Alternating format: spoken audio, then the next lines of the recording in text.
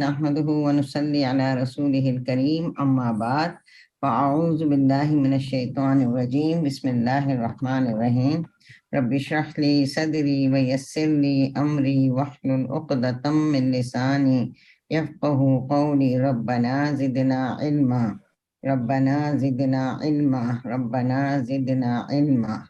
اللہ تعالیٰ سے اس امید کے ساتھ کہ اللہ تعالیٰ جو کچھ بھی ہم پڑھیں، جو کچھ بھی ہم کریں، اللہ تعالیٰ جو ہے ایک منٹ سوری جو کچھ بھی ہم آج پڑھیں ہمیں سمجھ میں آئے۔ اچھا، آج کے ہمارے اسپریچول بریتھر میں مجھے آپ لوگوں کے جوابات بھی چاہیے شروع کرتے وقت، کیونکہ میں چاہتی ہوں تھوڑا جو آپ سن رہے ہیں اس کے ہمیں بتائیں بھی۔ یہ تو خیر حدیث ہے انشاءاللہ تعالیٰ، لیکن پہلے میں آپ سے ایک سوال یہ کرنا چاہوں گی کہ ہم لوگ بہت سی دفعہ ایسا ہوتا ہے، میرے ساتھ تو ہوتا ہے، آئی تھنک کہ آپ کے ساتھ بھی ہوتا ہوگا، کہ ہم ایک دن پہلے یا صبح اٹھ کر بہت سی پلان بناتے ہیں کہ آج ہم یہ بھی کریں گے، یہ بھی کریں گے، یہ بھی کریں گے، یہ بھی کریں گے، مگر اینڈ آف دا ڈے کیا ہوتا ہے کہ ہمیں ایسا لگتا ہے کہ ہمارا کوئی کام نہیں ہوا اور وقت ہی نہیں ملا۔ دنیاوی کاموں میں بھی ایسا ہوتا ہے، اگر ہم اپنی عبادات کے لیے سوچیں کہ آج ہم قرآن کا تھوڑا اور حصہ پڑھیں گے، یا آج میں تھوڑی حدیث پڑھوں گی، یا میں آج بچوں سے یہ بات کروں گی، مگر یہ ہے کہ وقت کی کمی ہو جاتی ہے۔ کیا آپ لوگوں کے ساتھ ایسا ہوتا ہے؟ آپ لکھ کے بھی بتا سکتے ہیں اور ویسے بھی بتا سکتے ہیں۔ ہاں، اکثر ہوتا ہے ایسا، اکثر ہوتا ہے نا کہ ہم صبح بہت پلان کرتے ہیں، فریش ہوتے ہیں، لیکن شام ہوتے ہوتے ہوتے خود بھی ڈاؤن ہو جاتے ہیں، اور ہمارے کام بھی بہت سارے ایسے ہوتے ہیں کہ 50% بھی ہو پائے، اور یہ لگتا ہے کہ بس وقت کی کمی تھی، وقت میں برکت نہیں ہے، فائنل پھر ہم اسی نتیجے پر پہنچتے ہیں۔ تو ہم سب یہ چاہتے ہیں کہ ہمیں کوئی ایسی بات پتہ چلے کہ ہم کو ہمارے ٹائم میں بھی برکت ہو، اور ہم اپنے ٹارگٹس جو دن بھر کے سوچے ہوئے ہیں وہ بھی ہم پورے کر لیں۔ تو اب ہماری حدیث آج کی اسی بات کے لیے ہے۔ حدیث دکھائیں انشاءاللہ۔ یہ حدیث قدسی ہے۔ حدیث قدسی کا کیا مراد ہے کہ یہ ڈائریکٹ اللہ تعالیٰ کا فرمان ہے۔ تو اس میں کیا ہے کہ اللہ کی کفایت یا اللہ کا کافی ہو جانا۔ ابو دردہ اور ابو ذر رضی اللہ عنہما سے روایت ہے، مروی ہے، کہ رسول اللہ صلی اللہ علیہ وسلم اللہ تعالیٰ سے بیان کرتے ہیں، یعنی اللہ تعالیٰ رسول اللہ صلی اللہ علیہ وسلم کہہ رہے ہیں کہ اللہ تعالیٰ بیان کرتا ہے کہ ابن آدم، میرے لیے دن کے ابتدائی حصے میں 4 رکعت پڑھو، آخری حصے میں میں تمہیں کافی ہو جاؤں گا۔ تو اب ہم یہ دیکھتے ہیں کہ یہ تو اللہ تعالیٰ نے ہی ہمیں ایک ترکیب بتا دی ہے کہ ہمارے دن میں برکت ہو جائے اور ہمارے سارے کام آسانی سے ہو جائیں، لیکن اس کے لیے ہمیں کرنا کیا ہے کہ دن کے ابتدا میں، ابتدا سے مراد کیا ہے کہ جیسے فجر نماز کے فوراً بعد جب سورج نکل جاتا ہے، بعض علماء کا کہنا ہے اس کے 10 منٹ بعد، بعض کا کہنا ہے 20 منٹ بعد۔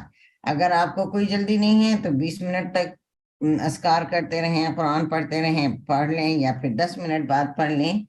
تو آپ کو یہ ہے کہ اللہ تعالیٰ فرماتے ہیں کہ وہ 4 رکعت جو آپ پڑھو گے تو اس کے لیے میں تمہارے لیے کافی ہو جاؤں گا۔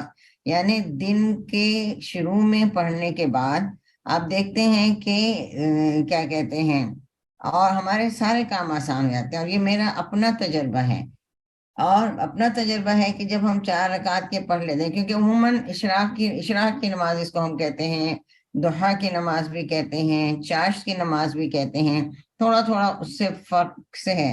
اگر اشراق کی نماز کہتے ہیں تو ہم کیا کہتے ہیں، فجر کے 10 یا 20 منٹ بعد۔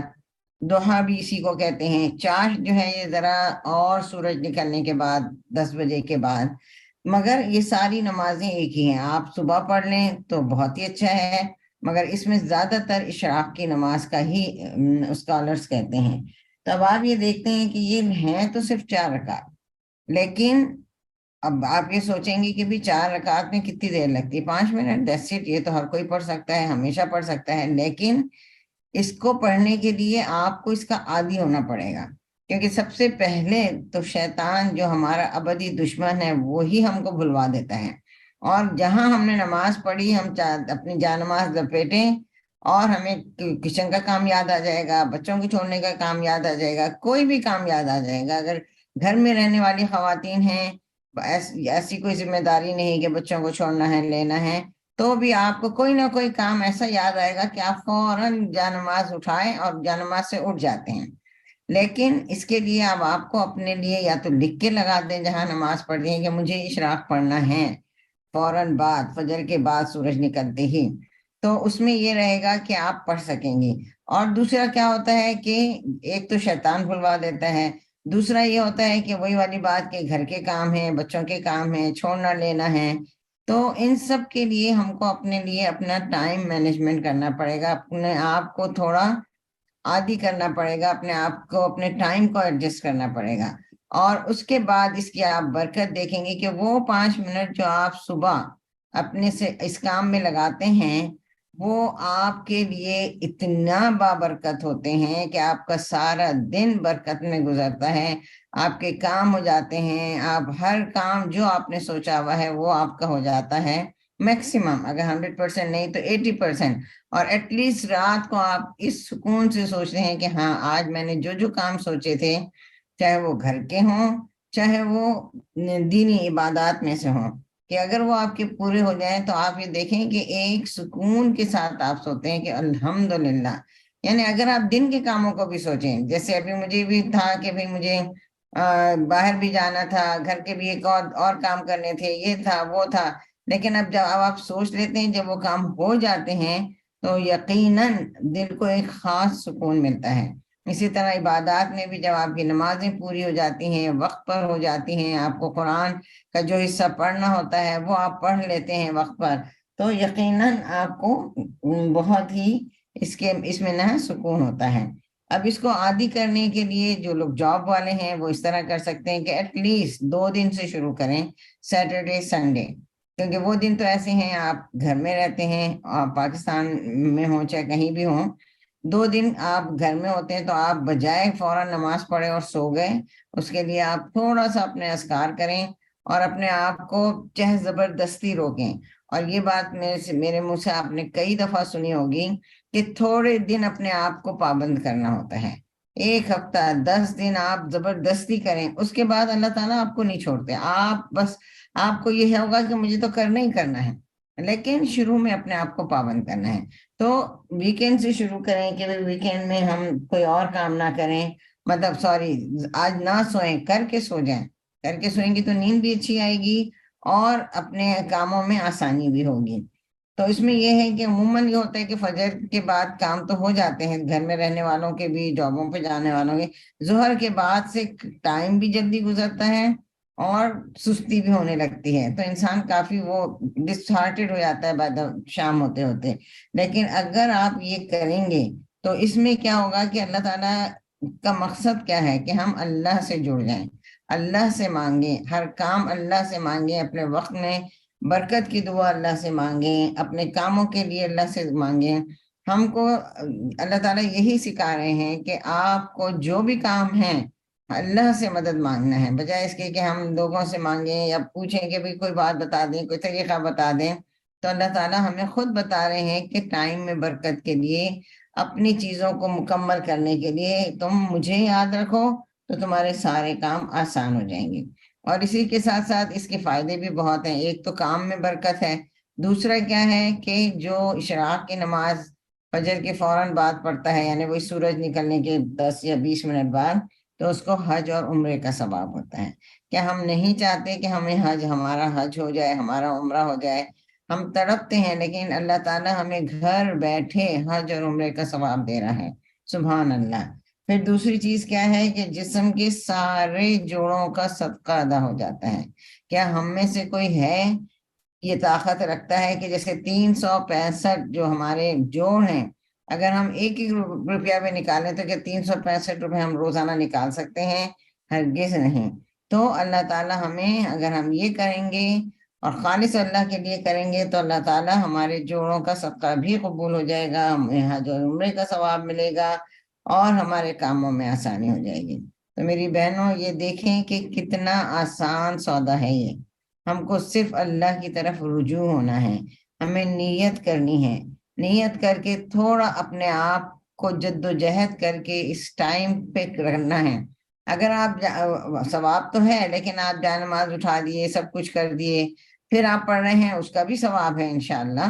لیکن زیادہ ثواب یا زیادہ آپ دیکھیں گے کہ اشراق کے نماز کا ہے. یا اگر نہیں پڑھ سکتے کسی وقت اشراق میں تو ٹھیک ہے، اگر کسی کے چھوٹے بچے ہیں جو چھوڑنا ہے لینا ہے، ان کو چھوڑ ووڑ کے آئیں اور آرام سے پڑھیں. اور 4 رکعت، کیونکہ اشراق کی عموماً 2 رکعتیں ہوتی ہیں، اس کے بعد یہ ہے کہ 4 بھی ہیں، 8 بھی ہیں، جتنی چاہیں آپ پڑھیں. لیکن یہاں پہ 4 رکعت کا کہا گیا ہے.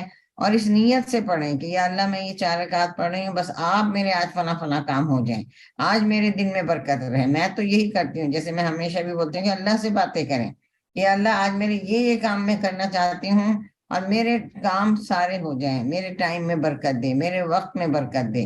تو آپ دیکھیں گی کہ انشاءاللہ آپ کو بھی فائدہ ہوگا. اور ضرور ضرور ضرور کبھی بتائیے گا انشاءاللہ. اور آج ہی سے نیت کر لیں کہ آپ کو یہ کام کل صبح سے ہی کرنا ہے. اور یہ ہے کہ لکھ کے لگا لیں، الارم ڈال لیں اپنے فون میں، کچھ بھی کر لیں. کیونکہ پتہ ہے کیا ہوتا ہے، یہ ٹائم ایسے ہی نکل جاتا ہے. اگر ہم جائے نماز پہ بیٹھے بیٹھے اپنا فون اٹھا لیں، ایک میسج چیک کرنے لگے، اس کے پیچھے لگاتار میسیجز آئیں گے، آپ ان کو جواب دیں گی، یعنی آپ بھٹک جاتے ہیں. شیطان تو اتنی آسانی سے ہمیں اس راستے سے ہٹاتا ہے کہ ہم سوچ بھی نہیں سکتے. اور یہ ہے کہ میں ایک ٹپ یہ بھی بتاؤں گی کہ کوشش کریں کہ فجر کے بعد، اور یعنی صبح اٹھنے کے بعد ایٹ لیسٹ فجر اور اشراق، قرآن، اذکار ہونے کے بعد فون کو ہاتھ لگائیں، ورنہ فون کو بند کر دیں. کیونکہ جو فون آنے شروع ہوں گے نا تو پھر انسان اسی میں لگ جاتا ہے. تو بس یہ ہے کہ آج سے ہم تہیہ کرتے ہیں انشاءاللہ کہ ہم یہ 4 رکعت اشراق کے ضرور پڑھیں گے. اور اس میں ہمارا ہی فائدہ ہے. کسی بھی عمل سے اللہ تعالیٰ کو تو اس کی ضرورت نہیں ہے، لیکن اللہ تعالیٰ وہ عمل اس لیے بتاتے ہیں کہ ہم اللہ سے قریب ہو جائیں، اللہ سے مانگیں، ہر چیز اللہ سے مانگیں انشاءاللہ تعالیٰ. ربنا تقبل منا انك انت السميع العليم وتب علينا انك انت التواب الرحيم. یا اللہ ہم جو کچھ بھی بول رہے ہیں، جو کچھ بھی سن رہے ہیں، ہمیں اس پر عمل کرنے والا بنا. آمین یا رب العالمین.